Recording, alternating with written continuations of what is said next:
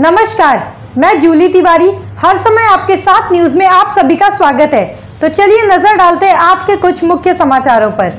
मंगला हाई school थाने में तीसरी आघाड़ी पक्ष की सर्वदलीय सभा में 11 दलों के अध्यक्षों ने रखा अपना मत।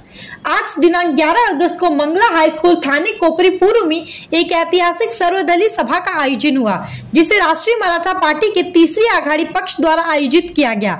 इस महत्वपूर्ण सभा में कुल 11 दलों के राष्ट्रीय अध्यक्ष और उनके सैकड़ों कार्यकर्ताओं ने अपनी उपस्थिति दर्ज कराई, जो विभिन्न राजनीतिक ध्रुवों को एक मंच पर लाने का एक अद्वितीय प्रयास था। सभा की शुरुआत तीसरी आघाड़ी पक्ष के वरिष्ठ नेताओं ने की, जिन्होंने पार्टी की उपलब्धियों और भविष्य की योजनाओं पर प्रकाश डाला। इसके बाद उपस्थित दलों के राष्ट्रीय अध्यक्षों ने अपने विचार और सुझाव साझा किए।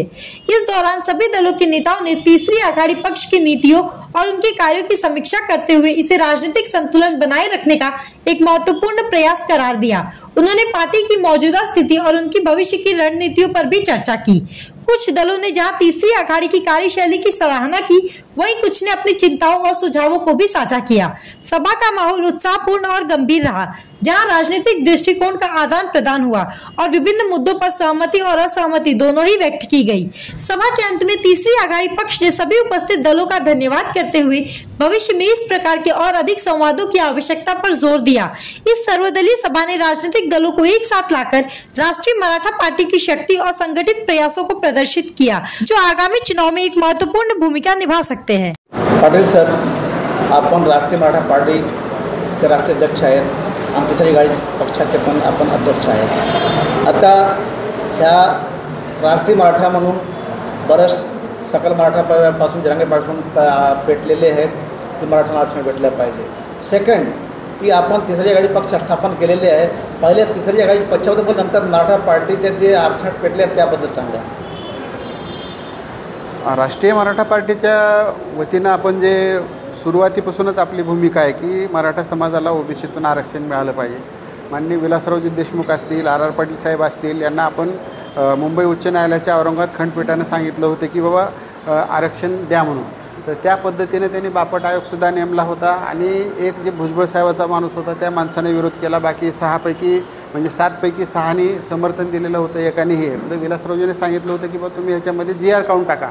पण तू मध्ये कसा वाढवा आला आणि विलासराव साहेबांना आणि आर पाटलांना राजीनामा द्यावा लागला आणि ते प्रकरण तिथं थांबलं। त्याच्यानंतर माननीय पृथ्वीराज चव्हाण साहेब आले आणि राष्ट्रवादी आणि काँग्रेसच्या वतीनं त्यांनी जे काही राणे समिती नेमली, राणेसाहेबांच्या नेतृत्वाखाली समिती नेमली आणि राणेसाहेबांच्या समितीनं ओबीसीचं आरक्षण न देता आर्थिक निकष दिलं आणि ते आर्थिक निकष हे कोर्टामध्ये टिकलेलं नाही म्हणून।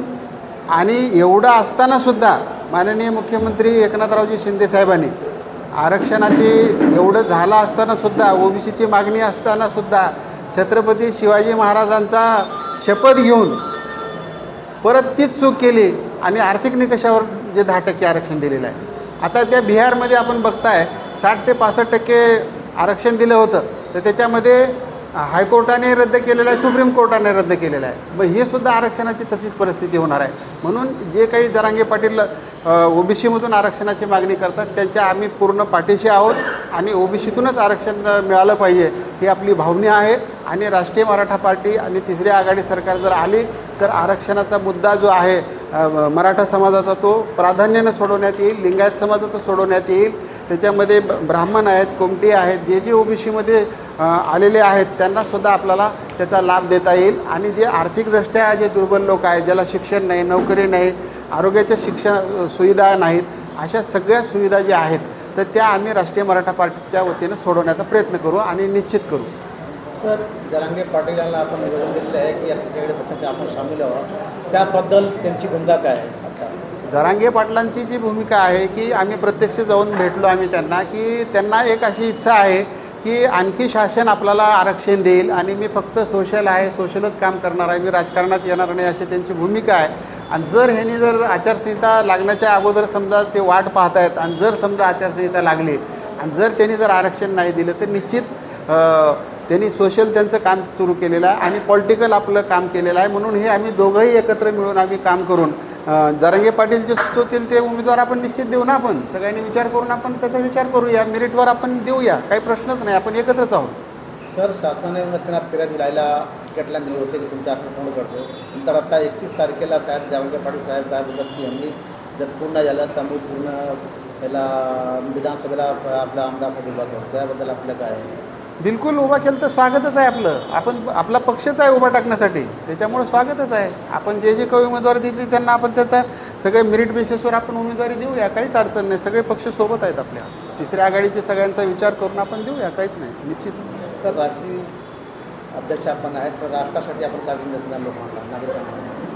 आमचं एकच आहे आता की राष्ट्रीय मराठा पार्टी आता जे महाराष्ट्रामध्ये 288 जागा लढवणार होती, आता ह्याच्यामध्ये हरियाणा आणि महाराष्ट्राच्या निवडणुका होत्या, परंतु निवडणूक आयोगाने माननीय निवडणूक आयोगाने गुजरात आणि जम्मू काश्मीरमध्ये ह्याच्या विधानसभेच्या निवडणुका घोषित केलेल्या आहेत आणि आपल्याला भरपूर आता अवकाश मिळालेला आहे आणि ह्याच्यामध्ये आपण जास्तीत जास्त लोकांपर्यंत जाण्याचा प्रयत्न करू आणि आपल्याला एक राष्ट्रीय मराठा पार्टीच्या वतीनं ह्याच्यामध्ये हरियाणामध्ये 4 ते 5 सीट आपण लढण्याचा आपला प्रयत्न चालू आहे आणि 1-2 सीट आपण जम्मू काश्मीरसुद्धा लढवण्याचा आपला प्रयत्न आहे. तो आज के लिए बस इतना ही. कल फिर मिलेंगे इसी समय इसी चैनल पर. तब तक के लिए मुझे दीजिए इजाजत. धन्यवाद.